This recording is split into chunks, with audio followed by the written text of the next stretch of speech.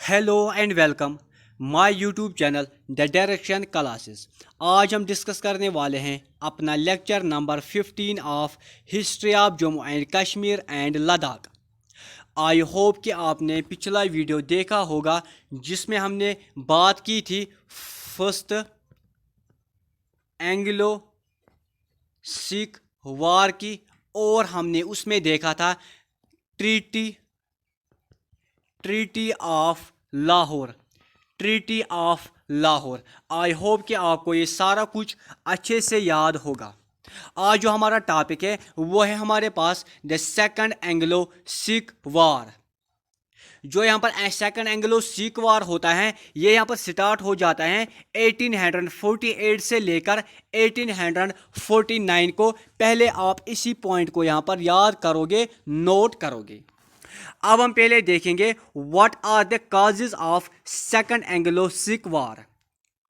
तो जो यहाँ पर पहला काज होता है वो होता है डिससेटिस्फैक्शन एमोंग द सिख्स। जो यहाँ पर सिख्स होते हैं उनमें खुद ही यहाँ पर एक डिससेटिस्फैक्शन हो जाती है। डेट मीन्स के जो यहाँ पर सिख्स होते हैं एक दूसरे पर ही उनकी डिससेटिस्फैक्शन क्रिएट हो जाती है, यानी सिख्स में यहाँ पर यूनिटी के बजाय डिसयूनिटी क्रिएट हो जाती हैं। उनकी जो पावर्स थे वो यहाँ पर छीने गए थे after the first Anglo Sikh war. तो जो यहाँ पर जब यहाँ पर ये डिससेटिस्फैक्शन क्रिएट हुई है, इससे यहाँ पर जो किंगडम है वो यहाँ पर और ज़्यादा वीक होने लगा है।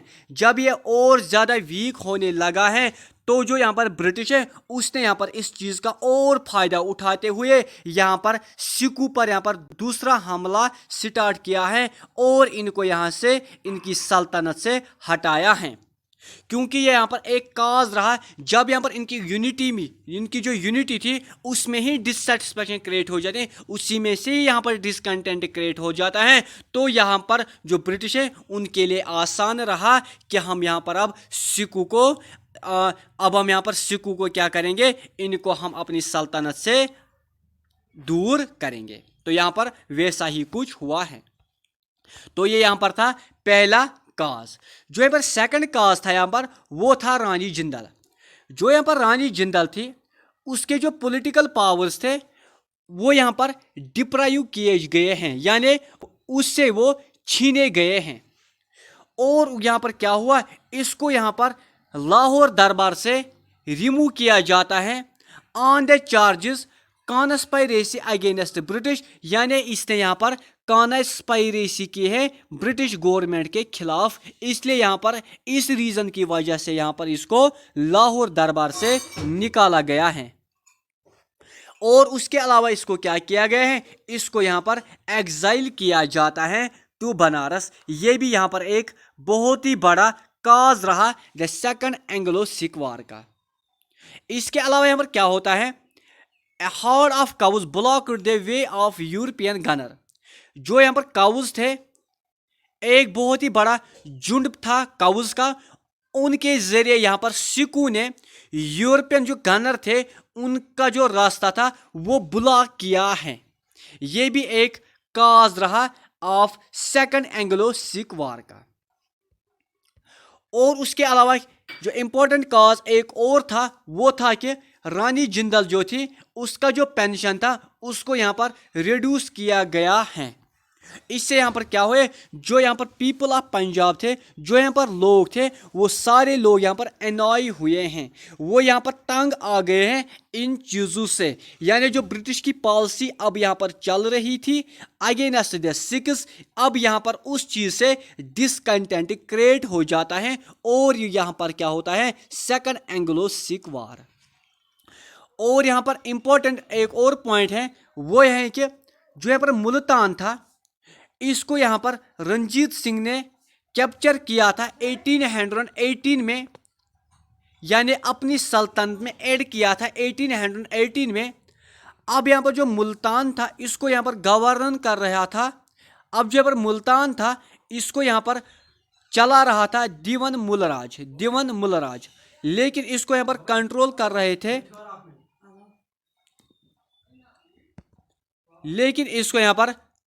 कर रहे थे ब्रिटिश गवर्नमेंट। जो है जब यहाँ पर ब्रिटिश गवर्नमेंट अब मुल्तान को गवर्न कर रहे थे, कंट्रोल कर रहे थे, ये भी एक काज रहा है सेकंड एंग्लो सिख वार का, सेकंड एंग्लो सिख वार का, क्योंकि मुल्तान सिख का पार्ट था। अगर उसको यहाँ पर कंट्रोल दिवन मुलराज और यहाँ पर ब्रिटिश करेंगे तो यहाँ पर डिसकंटेंट तो क्रिएट हो ही जाएगा। ऐसा ही कुछ यहाँ पर हुआ है। उसके बाद यहाँ पर क्या होता है, जो यहाँ पर लास्ट बैटल फोर्ट की गई है वो यहाँ पर हुई है गुजरात में नियर चिनाब 1849 को, 1849 को जब यहाँ पर पंजाब को एनेक्स किया जाता है इन मार्च 1849 को by lord Dalhousie, by lord Dalhousie. I hope के यहाँ तक आपको सारी चीज़ें क्लियर हुए होंगे। लेकिन जो यहाँ पर इमीडिएट काज था सेकंड एंग्लो सिख वार का, वो था कि invasion of Punjab by governor Multan, जिसका नाम था दीवन मुलराज। दीवन मुलराज ने यहाँ पर किया उसने यहाँ पर सिख यानी पंजाब के ऊपर यहाँ पर हमला किया है और यहाँ पर जो सिख आर्मी थी उनको यहाँ पर हराया। और जो यहाँ पर सिख आर्मी थी, सिख किंगडम था, उन्होंने यहाँ पर सरेंडर किया है 12 मार्च 1849 को 8 रावलपिंडी। इस तरह से जो यहाँ पर सिख किंगडम था वो यहाँ पर ख़त्म हो जाता है। आई होप कि ये सारा कुछ यहाँ तक आपको क्लियर हुआ होगा। अगर आपको कोई भी डाउट हो, कोई भी क्वेश्चन हो तो आप ज़रूर कमेंट बॉक्स में लिखोगे। अब हम पढ़ेंगे यहाँ पर ट्रीटी ऑफ अमृतसर को, जो कि यहाँ पर साइन की गई है after the 7 days of treaty of Lahore. यानी जब यहाँ पर ट्रीटी ऑफ लाहौर हो जाती है 9 मार्च 1846 को, उसके बाद 7 दिन होते हैं, यहाँ पर हो जाते हैं treaty of Amritsar between British plus Gulab Singh. अब यहाँ पर मैं आपको समझाऊंगा पहले कि जो यहाँ पर ट्रीटी ऑफ अमृतसर थी ये यहाँ पर क्यों हुई, इसका रीज़न क्या था। असल में होता क्या है, जो यहाँ पर ट्रीटी ऑफ लाहौर थी,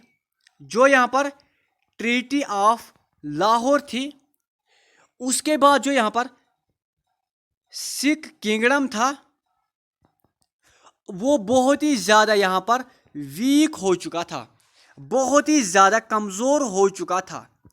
इसलिए यहाँ पर ब्रिटिश ने क्या किया, उन्होंने यहाँ पर सिख किंगडम को बोला कि आप हमें ₹1.5 करोड़ दीजिए, हम आपको पंजाब देंगे, यानी जो आपकी पोजीशन थी वो हम आपकी बहाल करेंगे, वो यहाँ पर रेस्टोर हम करेंगे।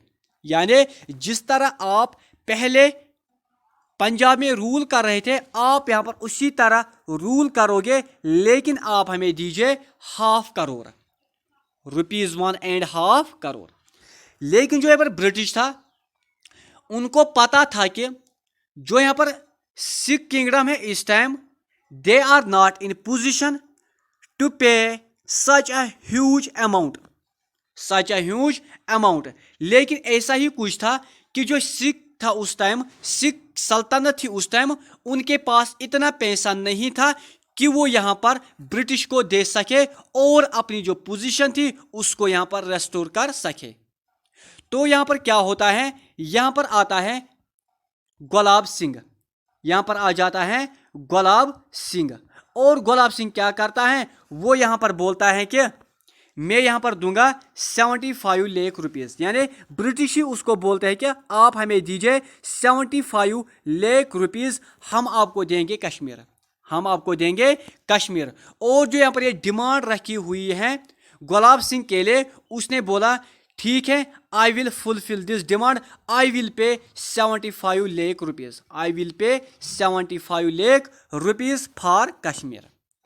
तो जो यहाँ पर 75 लाख रुपीस उसने दिए हैं वो इसने दिए under the treaty of Amritsar, under the treaty of Amritsar, जिसको यहाँ पर साइन किया गया है 16 मार्च 1846 को, 1846 को। जो यहाँ पर ट्रीटी ऑफ अमृतसर होते हैं, इसमें फिर हो इंक्लूड किया जाता है 10 आर्टिकल्स को, 10 आर्टिकल्स को, क्योंकि क्वेश्चन पूछा जा सकता है कि जो यहाँ पर ट्रीटी ऑफ अमृतसर है इसमें कितने आर्टिकल्स हैं। तो आपका जो राइट आंसर है यहाँ पर वो है 10 आर्टिकल। अब हम यहाँ पर इंपॉर्टेंट आर्टिकल्स देखेंगे जो कि हमारे एग्जाम पॉइंट ऑफ व्यू से बहुत ही ज़्यादा इंपॉर्टेंट हैं।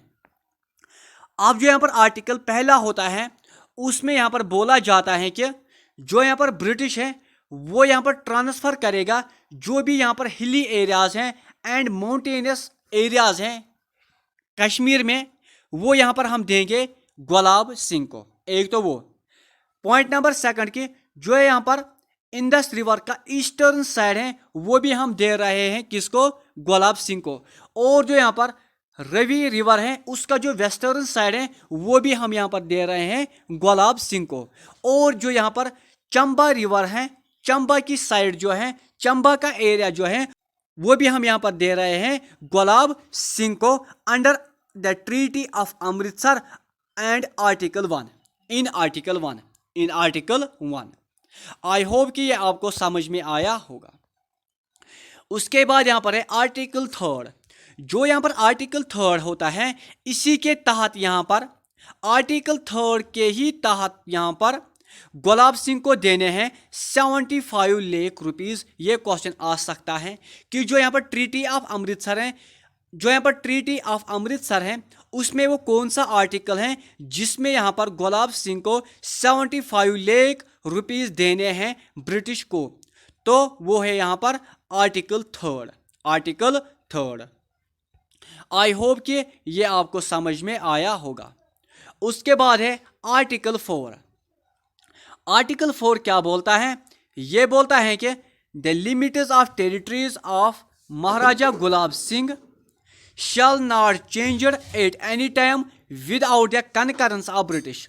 जो यहाँ पर लिमिट्स है टेरिटरीज की, इस एरिया की, जो हम यहाँ पर गुलाब सिंह को दे रहे हैं वो यहाँ पर इसको चेंज कभी भी नहीं कर सकता है। अगर करेगा तो उसको पहले ब्रिटिश की कनकरेंस लेनी है, ब्रिटिश का कंसेंट लेना है, यानी ब्रिटिश की राय लेनी है। That means without the consent of British gulab Singh shall not change the limits of territories, limits of the territories of Kashmir. I hope कि आर्टिकल 4 भी आपको समझ में आया होगा। उसके बाद है आर्टिकल 5।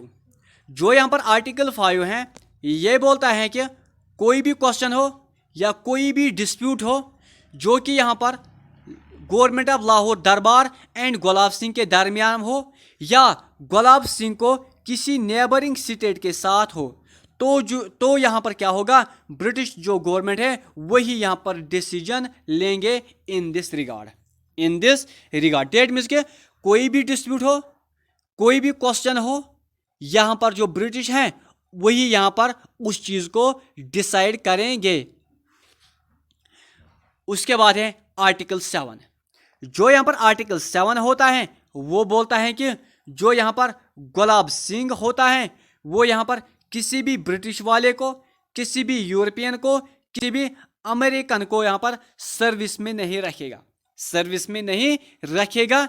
अगर रखेगा भी लेकिन उससे पहले यहाँ पर राय लेनी है, कंसेंट लेना है ब्रिटिश गवर्नमेंट का, ब्रिटिश गवर्नमेंट का, तब जाके वो यहाँ पर इस काम को कर सकता है। उसके बाद है आर्टिकल 9। जो आर्टिकल 9 है ये बोलता है कि जो गुलाब सिंह है उसको हम देंगे एड, उसको हम देंगे एड, और उसको यहाँ पर प्रोटेक्ट करना है टेरिटरीज को फ्रॉम द एक्सटर्नल एनिमीज। जब यहाँ पर बाहर के दुश्मन टेरिटरीज पर हमला करेंगे तो यहाँ पर जो गुलाब सिंह उसको यहाँ पर इनको प्रोटेक्शन करनी है, यानी अपनी टेरिटरी को प्रोटेक्शन करनी है। हम उसको यहाँ पर देंगे पैसा, हम उसको यहाँ पर देंगे पैसा उसके बदले। उसके बाद क्या होता है, जो आर्टिकल 10 है, जो आर्टिकल 10 है, क्वेश्चन आता है कि वो कौन सा आर्टिकल है ट्रीटी ऑफ अमृतसर का, जिसमें यहां पर गुलाब सिंह ने एक्नॉलेज किए हैं the supremacy of British government. तो आपका राइट आंसर है यहां पर आर्टिकल 10। यानी आर्टिकल 10 बोलता है कि गुलाब सिंह यहां पर एक्नॉलेज करता है, तस्लीम करता है सुपरमेसी या सॉवरेनिटी ऑफ ब्रिटिश, और उसको यहाँ पर क्या देने, और यानी गुलाब सिंह को देने हैं एक हॉर्स एनिवली, इसको ये देना है एनिवली, यहाँ पर लिखा हुआ है एनिवली देना है 1 हॉर्स प्लस 12 शाल्स, 12 शाल गोट्स, उसमें 6 मेल 6 फीमेल। इसके अलावा इसको क्या देना है 3 पेयर ऑफ कश्मीरी शाल्स, यानी 3 पेयर मीन्स 3 या 3 जोड़ियां इसको देना है क्या, कश्मीरी शाल के। आई होप कि ये सारा कुछ आपके लिए कंप्लीट हुआ होगा। इस तरह से यहाँ पर क्या होता है, जो हमारे स्टेट हैं ये यहाँ पर फोर्स में आ जाते हैं by signing the treaty of Amritsar between Gulab Singh and British government. अब जो यहाँ पर गुलाब सिंह होता है वो यहाँ पर रूल अपना स्टार्ट करता है 1846 में, 1846 में, क्योंकि क्वेश्चन पूछा जा सकता है कि गुलाब सिंह ने अपना रूल कश्मीर में कब स्टार्ट किया है। तो आपका राइट आंसर है यहाँ पर 1846 में, और कब तक किया है, उसने यहाँ पर किया है 1856 से नियर अबाउट 10 ईयर्स रूल, इसने यहाँ पर 10 साल तक रूल किया है। और जो यहाँ पर गुलाब सिंह होता है इसी ने हमारी स्टेट को यहाँ पर एस्टेब्लिश किया है, और जो यहाँ पर इसकी बाउंड्रीज थे उनको भी यहाँ पर इसने क्या किया, डिमार्केट किया है। और इसके अलावा इसने क्या किया, इसने फिर अपने रेन में, अपने इन 10 सालों में, 10 सालों में इसने रिफॉर्म किया है बेगर सिस्टम को, बेगर सिस्टम को। और इसने यहाँ पर फाउंडेशन डाली है पुरमंडल की।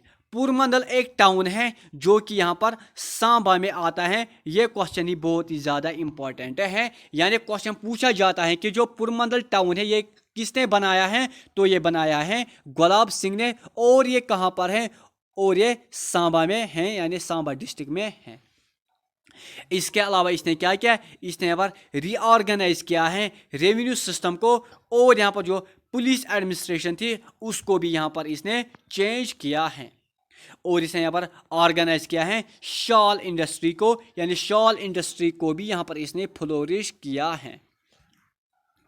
इसके अलावा इसने क्या किया, धर्मार्थ ट्रस्ट को भी इसने यहाँ पर फाउंड किया है। आई होप कि आपको ये सारा कुछ समझ में आया होगा। अब हम नेक्स्ट वीडियो में देखेंगे रणबीर सिंह को, और उसके बाद एक और 2 रूलर्स हैं वो हम डिस्कस करेंगे अपने नेक्स्ट वीडियो में। तब तक के लिए बाय, टेक केयर।